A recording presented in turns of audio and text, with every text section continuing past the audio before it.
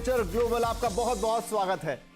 तो आपके साथ मैं हूं विपिन भट्ट, लेकर हाजिर है एक बार फिर से प्रॉपर्टी गुरु का ताजा तरीन शो, जिसमें आपके साथ होंगी ढेर सारी बातें, प्रॉपर्टी बाजार का ताजा हाल, आपके सवाल, उनके जवाब और कुछ एक्सपर्ट एडवाइस। और ये सारी बातचीत करने के लिए हमारे साथ मौजूद है एनारॉक के president capital markets Mohammed Aslam साहब। सर, बहुत स्वागत है आपका प्रॉपर्टी गुरु में एंड आई होप कि सब कुछ बढ़िया है। शुरुआत हम थोड़ा सा मार्केट ओवरव्यू के साथ ही करते हैं कि अब हमने देखा कि बड़े मेजर त्योहार निकल चुके हैं, हालांकि अभी भी आप जिसे ईयर एंड कहें वो बाकी है। बैंकों की स्कीम्स अभी भी चल रही हैं, कुछ बैंकों की तो दिसंबर 31 तक रहने वाली है, लेकिन एक बार फिर से कोरोना को लेकर सुगबुगाहट शुरू हो गई है नए वेरिएंट के आने से। आपको क्या लगता है प्रॉपर्टी मार्केट पर इन सब चीजों का क्या प्रभाव पड़ने वाला है?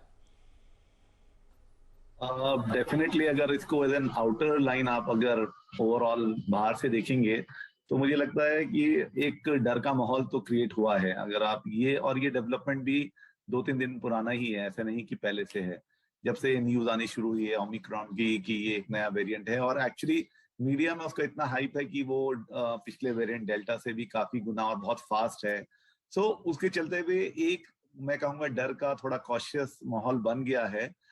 उसमें मीडिया का बहुत हाथ है, पर अभी न्यूज जो वापस आ रही है कि थोड़ा सा शायद ये इतना ज्यादा घातक ना हो जो पुराना था, बट जो भी है अभी क्लैरिटी नहीं है। कि हम तो दोनों चीजें बताते हैं, हम हमेशा कॉशियस रहने के लिए भी कहते हैं, मास्क पहनने के लिए भी कहते हैं, और अगर वेरिएंट आया है और अगर उसमें 50 से ज्यादा स्पाइक्स हैं तो ये बताना बनता है, क्योंकि आप देखिए लोगों ने मास्क पहनना, सोशल डिस्टेंसिंग सब बंद कर दिया था। आपका कहना बिल्कुल ठीक है विपिन जी कि हाँ, कि लोगों का सोशल डिस्टेंसिंग से थोड़ा सा वो अपना जो कॉशियसनेस था वो खत्म हो गया है, और मास्क पहनना भी लोगों ने बंद कर दिया है। तो इस आई थिंक मीडिया ने जितना भी इसको बारे में बताया है, तो डेफिनेटली लोगों को वापस एक चीज रियलाइज हुई है कि जो गलती हमने फर्स्ट वेव के बाद की थी वो नहीं करनी चाहिए। तो आई थिंक एक तरीके से ये ठीक भी है। तो ओवरऑल अभी लोग वापस थोड़ा सा डरे हैं, मास्क वास्क हमें दिख रहे हैं पहने हुए लोग अब मार्केट में जब निकल रहे हैं। खैर, ओवरऑल प्रॉपर्टी की अगर बारे में बात करें तो अभी इमीडिएटली तो मुझे इसका कोई असर नहीं दिख रहा है। अपना फेस्टिव सीजन बहुत अच्छा निकला है। डेवलपर्स अगर आप बात करें या ओवरऑल मार्केट सेंटिमेंट्स की बात करें तो बहुत ही ज्यादा गंग हो है, और अभी भी लोगों की जो साइट विजिट्स हो रहे हैं प्रॉपर्टी साइट्स के ऊपर, प्रोजेक्ट्स के ऊपर, वो काफी अच्छे हैं। लोगों की जो बुकिंग्स के आंकड़े आ रहे हैं डेवलपर्स की तरफ से वो अच्छे हैं। इनफैक्ट जो नए लॉन्चेस हो रहे हैं विद रेप्यूटेड डेवलपर्स जिनका ट्रैक रिकॉर्ड काफी अच्छा है, उनको काफी एडवांस बुकिंग के लिए इंक्वायरीज हैं। सो ओवरऑल अभी भी माहौल बहुत अच्छा है। मुझे लगता है कि जिस तरह से अभी जो रिपोर्ट्स आई हैं कि ये शायद इतना घातक ना हो, उससे लोग थोड़ा सा तो जो डर का माहौल हम सोच रहे हैं कि प्रॉपर्टी मार्केट पे पड़ेगा, मुझे लगता नहीं है कि अभी ऐसा कुछ भी है। आने वाले हफ्ते में या आने वाले 15 दिन में अपने को और चीजें क्लियर होंगी, बट ओवरऑल अगर आप पूछेंगे अभी तो बहुत अच्छा चल रहा है। और इसका सपोर्ट हर तरफ से मिल रहा है, गवर्नमेंट की पॉलिसीज हो या बैंक्स हो। बैंक्स का अभी भी रेट ऑफ इंटरेस्ट कमी है, और जिस तरह से जीडीपी के अभी आंकड़े आए हैं उसने और कॉन्फिडेंस दिया है लोगों को। तो ओवरऑल अगर आप देखेंगे तो रियल एस्टेट मार्केट अभी भी काफी अच्छा है। तो मौके अभी भी बने हुए हैं और लोगों को उसका पूरा फायदा उठाना चाहिए। राइट, तो एक कंसर्न जरूर है, और इसका क्या इम्पैक्ट आएगा। मान लीजिए कि अगर आने वाले 15-20 दिन, जैसा असलम साहब भी कह रहे हैं, उसमें थोड़ी पिक्चर क्लियर होगी कि कंटेजियस तो है, चलिए तेजी से फैल सकता है, लेकिन क्या तेजी से लोगों की तबीयत भी खराब कर सकता है, इसमें पिक्चर साफ होगी। अगर ऐसा कुछ होता है तो हो सकता है हम देखें कि साइट्स पर विजिट जैसे हमने देखा था डेल्टा वेरिएंट के समय शायद थोड़े कम होते हुए नजर आए। कंस्ट्रक्शन जो चल रहे हैं उन पे थोड़ा इंपैक्ट होता हुआ नजर आए, लेकिन अगर ये लगता है कि ये स्प्रेड तो है लेकिन उतना घातक नहीं है, उतना फैटल नहीं है, अब ये सब कुछ चीजें आने वाले 1 या 2 हफ्तों में ही साफ होती हुई नजर आएगी। लेकिन फिलहाल असलम साहब कह रहे हैं कि अदरवाइज प्रॉपर्टी मार्केट बढ़िया एक मोमेंटम में चल रहा है, और ये मोमेंटम उनको बरकरार रहता हुआ दिखाई दे रहा है। राइट, तो चलिए सवाल जवाब के सिलसिले को शुरू कर देते हैं। महेश जाधव हमारे साथ हैं फोन लाइन पर, पहले कॉलर हमारे आज के। महेश साहब, बहुत स्वागत है आपका। आपका सवाल बताएं। धन्यवाद विपिन सर। मेरा क्वेश्चन ये है कि इन थाने में मैं वृंदावन सोसाइटी में एक प्रॉपर्टी देख रहा हूँ which is around 770 square feet. ये एरिया का सोशल फिजिकल इंफ्रास्ट्रक्चर काफी अच्छा है। It is heart of the city and kind of 1 CR plus 1.1 या 1.15 तक अगर प्रॉपर्टी जा रही है, this is 20-year-old property, so is this good place to invest your money? This is going to be my investment. And second thing is that is there any redevelopment chances for this area, Shrirang Society or Vrindavan Society in Thane? ठीक है। तो ये सवाल एक पुराने project के लिए, और देखिए इस समय तो है रीसेल में भी काफ़ी हम अक्सर बात कर चुके हैं, काफ़ी लोग खरीद रहे हैं घर, और लगभग ये उसी तरीके का मामला है। तो वृंदावन सोसाइटी ठाणे में असलम साहब कैसी रहेगी? करीब 750 या थोड़ा उससे ज़्यादा बिल्टअप है, और 1 करोड़ या जैसे बता रहे हैं 1 करोड़ 10 से 15 लाख के आसपास जा सकती है। तो एक तो ये कि ये भाव कैसा है, और दूसरा आगे इनको लगता है कि जब अगर 20 साल पुरानी है तो आगे रीडेवलपमेंट में भी जाएगी, ये भी लोगों के दिमाग में रहता है। तो सब कुछ मिला के कैसा दिख रहा है ये आपको? एक्चुअली इन्होंने जो सोसाइटी चूज की है वो अपने टाइम में काफी फेमस सोसाइटी हुआ करती थी। इनफैक्ट थाने में पहली गेटेड कम्युनिटी या एक टाउनशिप वाला जो हम आज कल्चर देख रहे हैं वो उन दिनों में ये हुआ था। आपने बिल्कुल ठीक बोला, 20-25 साल पुरानी बात है। और उस टाइम वृंदावन सोसाइटी का काफी नाम हुआ था थाने में। अभी भी जैसे इन्होंने खुद बोला है जादा साहब ने कि उसका इंफ्रास्ट्रक्चर काफी अच्छा है, उस टाइम भी काफी अच्छा था, क्योंकि जो बेसिक था कि आपकी कनेक्टिविटी स्टेशन से या आपके वर्क प्लेस से कैसी है, तो वृंदावन हमेशा से, चाहे वो बस रिलेटेड हो या ट्रेन से रिलेटेड हो, काफी अच्छी उसकी कनेक्टिविटी रहती थी, जो अभी भी कायम है। तो उसके चलते हुए अभी भी ये काफी सॉर्ट आफ्टर है। और अब ज्यादा साहब जैसा सोच रहे हैं उसमें काफी हम लोगों को ऐसे क्लाइंट्स मिलते हैं जो उस तरह से देख रहे हैं कि अगर उसमें लिया जाए और फ्यूचर में उसको रीडेवलपमेंट जाए तो डेफिनेटली ये एक फायदे का सौदा साबित होगा। तो ज्यादा साहब इसमें कहना यह है कि उस तरह के काफी अटेम्प्ट्स हो चुके हैं उसमें।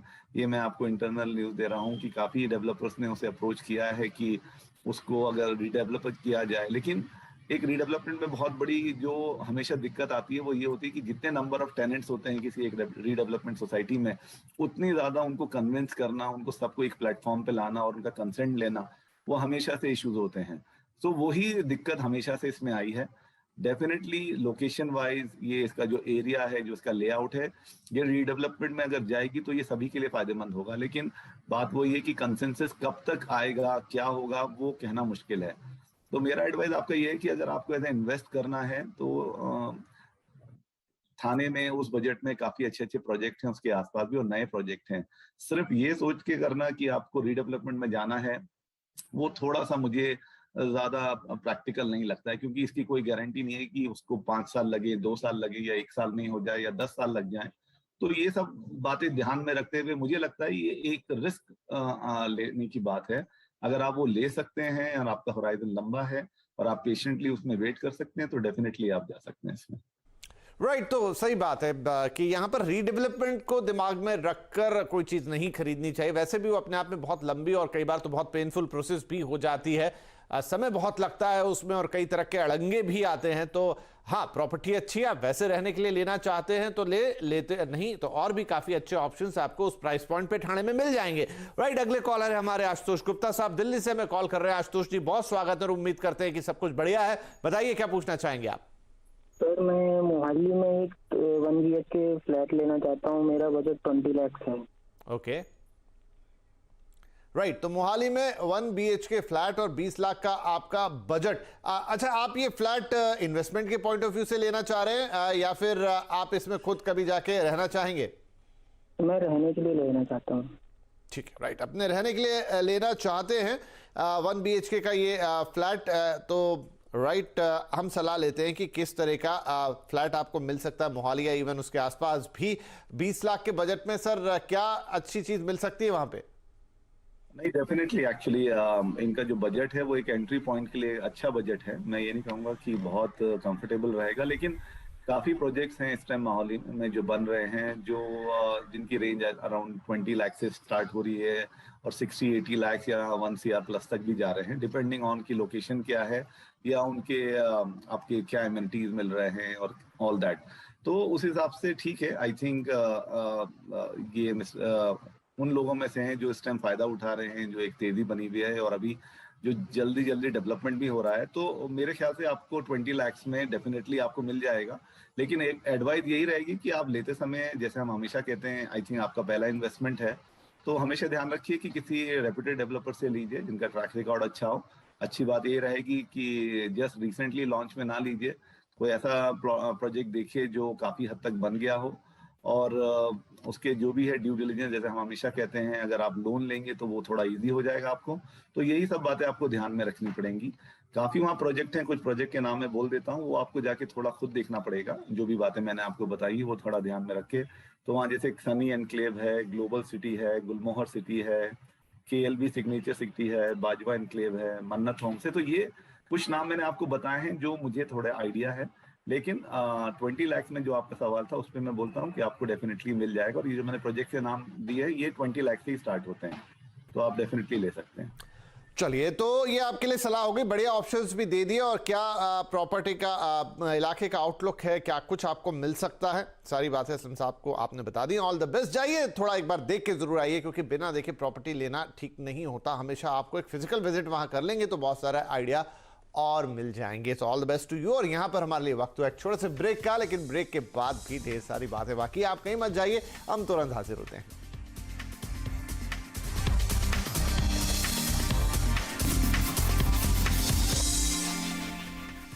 Welcome back. आप देख रहे हैं प्रॉपर्टी गुरु और हम दे रहे हैं आपके सवालों के जवाब। आज के हमारे प्रॉपर्टी गुरु मोहम्मद असलम साहब हमारे साथ बने हुए हैं और हमारे अगले कॉलर सुदेश वर्मा भी फोन लाइन पर आ चुके हैं, जो बोकारो झारखंड से बात कर रहे हैं। वर्मा जी, बहुत स्वागत है आपका और बताइए क्या सहायता कर सकते हैं हम आपकी। जी नमस्कार। मैंने एक प्रॉपर्टी देखी है गाजियाबाद के क्रॉसिंग रिपब्लिक में, सेवियर सोसाइटी है, उसमें एक 3 BHK की 1600 स्क्वायर फीट की प्रॉपर्टी है। ये करीब 10 साल पुरानी है। ओके। तो जो ओनर है उन्होंने मैंने ब्रोकर से मेरी बात हो रही है, वो 60 लाख के अराउंड प्राइस बता रहा है। ठीक है। उसने ओनर का ये रजिस्ट्रेशन भी दिखाया जो 2012 के बिगनिंग में लिया हुआ है, तो 49 लाख का। तो उसने बताया कि ओनर पे अराउंड 54-55 लाख पड़ा है। तो ये अभी आपको 60 में मिल रहा है, काफी चीप है, क्योंकि डिमोनेटाइजेशन और ये कोविड के कारण अभी प्राइस काफी गिरा हुआ। तो क्या इसे लेना ठीक रहेगा? जी, अच्छा सवाल है आपका। क्रॉसिंग रिपब्लिक काफी जाना माना प्रोजेक्ट है और काफी बड़ा प्रोजेक्ट है। आपने साथ में करंट सिचुएशन को भी इसमें जोड़ा है और एक प्राइस पॉइंट भी आपने पकड़ा है। असलम साहब, क्या सलाह रहेगी इनके लिए?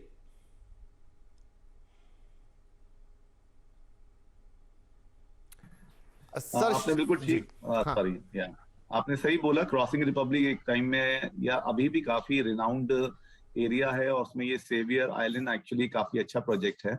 इनका कहना सही है, 2010-2012 में वो कंप्लीट हुआ था और उस टाइम क्रॉसिंग रिपब्लिक का ओवरऑल जितने भी प्रोजेक्ट थे उनका काफी डिमांड भी था। उस टाइम हम NCR को काफी उसमें NCR की काफी पोटेंशियल थी कि उसमें काफी काम होगा, काफी प्राइस बढ़ेगा। और आपको जो प्राइस पॉइंट बताया है बायर्स का, ओरिजिनल प्राइस जो उन्होंने खरीदा था वो भी ठीक है, क्योंकि वो टाइम में वो उतना प्राइस था। तो मुझे लगता है कि आपको ये एक अच्छी डील मिल रही है। बस आपको देखना यह है कि 2012 से अभी उस चीज को 9-10 साल हो गए हैं, तो आपको सिर्फ इतना देखना है कि कंडीशन क्या है फ्लैट की।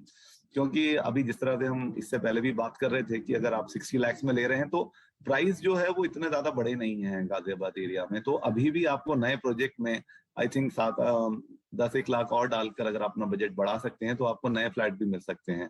लेकिन 1600 स्क्वायर फीट का फ्लैट 60 लाख में बैड डील नहीं है। और क्योंकि इसका जो पोटेंशियल है, अगर आप उसको उस तरह इन्वेस्टमेंट के लिए ले रहे हैं तो आपको थोड़ा सा इसमें धैर्य रखना पड़ेगा, क्योंकि 8 से 10 साल का होराइजन रखेंगे तो डेफिनेटली ये आपको एक अच्छे रिटर्न देगा। क्योंकि ओवरऑल जो गाजियाबाद या गाजियाबाद से मेरठ तक जो हाईवे बने हैं या मेरठ से कनेक्टिविटी या दिल्ली से जो कनेक्टिविटी है वो गाजियाबाद की बहुत अच्छी हो गई है अभी। और जो फ्यूचर कमर्शियल डेवलपमेंट्स हो रहे हैं, जैसे आपका एयरपोर्ट जो आ रहा है वहाँ पे जेवर, उसके चलते हुए ये पूरा NCR में जो कमर्शियल एक्टिविटी होगी वो काफी बढ़ जाएगी। तो ओवरऑल फ्यूचर में आपके इसके प्रोस्पेक्ट्स अच्छे हैं। तो जैसे मैंने बोला कि आपको थोड़ा फ्लैट की कंडीशन देख लीजिए, प्लस अगर आप थोड़ा और बजट बढ़ाएं तो आपको शायद अच्छा और भी नए प्रोजेक्ट में भी फ्लैट मिल सकता है। राइट, तो सब कुछ ठीक है, लेकिन थोड़ा फ्लैट को देख लीजिए, कंडीशन देख लीजिए, उसका ड्यू डिलिजेंस मतलब जो उसका लीगल साइड होता है वो भी समझ लीजिए। और लोन पे लेंगे तो ऑटोमेटिकली बैंक वो करके देगा आपको, और अदरवाइज तो ठीक है, कुछ और ऑप्शंस भी वहां पे आपको मिल जाएंगे। 60 लाख बजट में ये प्रॉपर्टी खराब नहीं है। 1600 स्क्वायर फीट का आपका 3 BHK। राइट, अगले हमारे कॉलर है सुदेश वर्मा साहब, जो हमें माफ कीजिए, सुदेश जी से तो हमारी बात हो गई। नागेंद्र कुमार जी हैं, दिल्ली से हमें कॉल कर रहे हैं, गुरुग्राम से, NCR से। नागेंद्र साहब, क्या पूछेंगे आप? जी, मेरा सवाल है, ये 32nd माइल पे कॉमर्शियल शॉप्स हैं, आर्केड है जी, उसमें हम एक शॉप लेना चाह रहे हैं 80 स्क्वायर फुट का। तो क्या वो अपने लिए या इन्वेस्टमेंट के लिए ठीक रहेगा? राइट, तो एक शॉप है 80 स्क्वायर फीट का और 66 लाख के अराउंड आपको मिल रहा है, और इन्वेस्टमेंट के पर्पज से आप लेना चाहते हैं तो क्या अच्छा रहेगा? गुरुग्राम में ये प्रॉपर्टी है, राइट? गुरुग्राम एक काफी हॉट प्रॉपर्टी डेस्टिनेशन है एनसीआर का, और वहां पर अगर आपके पास कोई कमर्शियल प्रॉपर्टी जैसे शॉप हो गई वो है तो क्या उसकी वैल्यू और होगी? असलम साहब, कैसी डील मिल रही है? नहीं, थोड़ी मुझे एक्सपेंसिव लग रही है 80 स्क्वायर फीट के लिए 66 लाख, लेकिन क्योंकि शॉप है, ग्राउंड फ्लोर की शॉप होगी और आई थिंक कमर्शियल हब में है, तो एक्चुअली रेट्स उतने ही वहाँ चल रहे हैं। लेकिन यही है कि आप उसका किस तरह से यूसेज करते हैं, अपने आप लेते हैं या लीज पे देते हैं, उस पर डिपेंड करता है आपका रिटर्न्स ऑन इन्वेस्टमेंट पे। लेकिन आपका कहना बिल्कुल ठीक है कि गुरुग्राम एनसीआर ये पूरा जो एरिया है, गुरुग्राम ले लीजिए या द्वारका एक्सप्रेस वगैरह एरिया, ये एनसीआर का पूरा एरिया जो है अभी काफी इसके प्रोस्पेक्ट्स जो फ्यूचर दिख रहे हैं कमिंग 4-5 ईयर्स में या 6-7 ईयर्स में डाउन द लाइन काफी अच्छे दिख रहे हैं। तो रिटर्न ऑन इन्वेस्टमेंट अगर आज महंगा लग रहा है, लेकिन कमिंग ईयर्स में ये अच्छे रिटर्न्स इनको देने की पोटेंशियल रखता है। और जैसे हमने पिछले क्वेश्चन के आंसर में भी बोला कि एक्चुअली ये सारा का सारा जो मैं फोकस कर रहा हूँ बात का वो यही है कि ऑलरेडी कमर्शियल हब तो या आईटी हब तो ऑलरेडी गुरुग्राम बन चुका है, लेकिन आईटी के लिए या रेसिडेंशियल हब, रेसिडेंशियल के लिए भी काफी हाई एंड रेसिडेंशियल है, पर उनके बैकएंड के लिए, उनकी जरूरतों के लिए ये कमर्शियल काफी इंपॉर्टेंट है, और जो ये सारी कमर्शियल शॉप्स उस चीज को केटर करती हैं। तो अभी ये जेवर एयरपोर्ट आने के बाद ये पूरा एरिया काफी हॉट होने वाला है। तो मुझे लगता है जो लोग भी इसमें प्लान कर रहे हैं इन दिनों में इन सब एरिया में इन्वेस्ट करने का, अगर वो एक टाइमली इन्वेस्टमेंट और एक स्मार्टली इन्वेस्ट करेंगे तो फ्यूचर में उनके रिटर्न्स काफी अच्छे होने वाले हैं। तो आई थिंक ये शॉप में भी इन्वेस्टमेंट इनका अच्छा ही रहेगा। राइट, तो नागेंद्र साहब के लिए ये सलाह रही और ये इन्वेस्टमेंट आपके लिए बेहतर रहेगा। नागेंद्र साहब, अगर आप इसमें करते हैं, आने वाले 2 बड़े इंफ्रास्ट्रक्चर डेवलपमेंट से उनके फायदे आपको मिलने वाले हैं। चलिए, वक्त हो गया एक और छोटे से ब्रेक का, लेकिन ब्रेक के बाद हम कोशिश करेंगे कि अपने कुछ और कॉलर्स को जोड़े और उनके सवालों के जवाब दें। छोटा सा ब्रेक।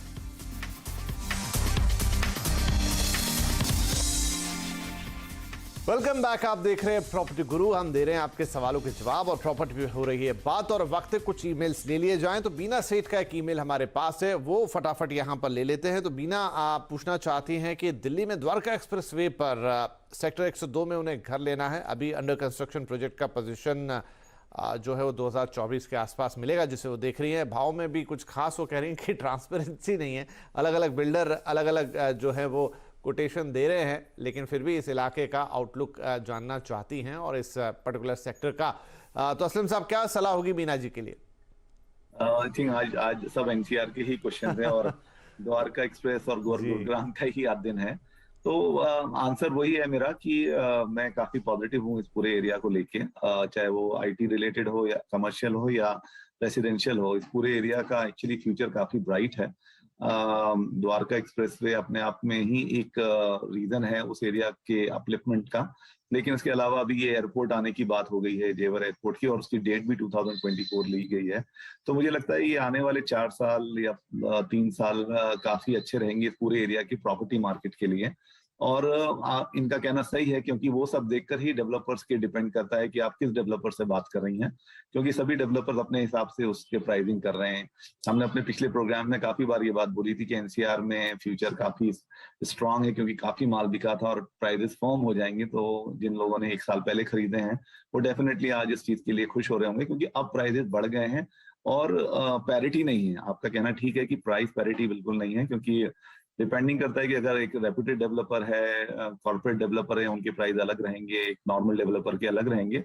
तो आपको यही बनता है कि आपको देखभाल की उसमें इन्वेस्ट करना है, क्योंकि अभी भी दिमाग में वो एक पिक्चर क्लियर रखिए कि आपको देखना है कि आपको पोजीशन टाइम पे मिल जाए। तो अगर आप अंडर कंस्ट्रक्शन प्रॉपर्टी में जा रही हैं तो एक रेप्यूटेड डेवलपर के साथ जाइए। अगर थोड़ा सा प्रीमियम भी देना पड़े तो मुझे लगता है वो रिस्क आप अभी ले सकते हैं, रादर आप किसी ऐसे डेवलपर के साथ इन्वेस्ट करें कुछ प्राइस बढ़ाने के लिए कि जहाँ पे आपको थोड़ा सा परेशानी हो जाए इन फ्यूचर में। सो सब ध्यान में रखते हुए मुझे लगता है कि रेप्यूटेड डेवलपर के साथ जाइए। ओवरऑल एरिया के बारे में वी आर वेरी पॉजिटिव और इसका फ्यूचर काफी अच्छा है। चलिए, एरिया बढ़िया है, फ्यूचर अच्छा है, रेप्यूटेड डेवलपर के पास जाइए। द्वारका एक्सप्रेसवे एक समय में काफी हॉट प्रॉपर्टी डेस्टिनेशन, बीच में इसने थोड़ा झोल खाया, लेकिन अब फिर एक बार यहाँ पर डिमांड आती हुई दिखती है। और एनसीआर में को लेकर असलम साहब भी काफी बुलिश है कि वहाँ जिस तरह से चीजें हो रही हैं अब प्रॉपर्टी की डिमांड एक बार फिर बढ़ती हुई दिखाई दे रही है। चलिए, आज के लिए समय हो रहा है समाप्त। असलम साहब, बहुत शुक्रिया आपका अपना वक्त निकाल के हमारे दर्शकों के जवाब देने के लिए और रियल एस्टेट का एक इंसाइट हमें देने के लिए। और दर्शकों से यही निवेदन हमेशा की तरह कि आप pg@moneycontrol.com पर अपने सवाल हमें भेज दें। कुछ बेसिक चीज़ें ज़रूर बता दें अपने मेल में, या जो भी आप हमसे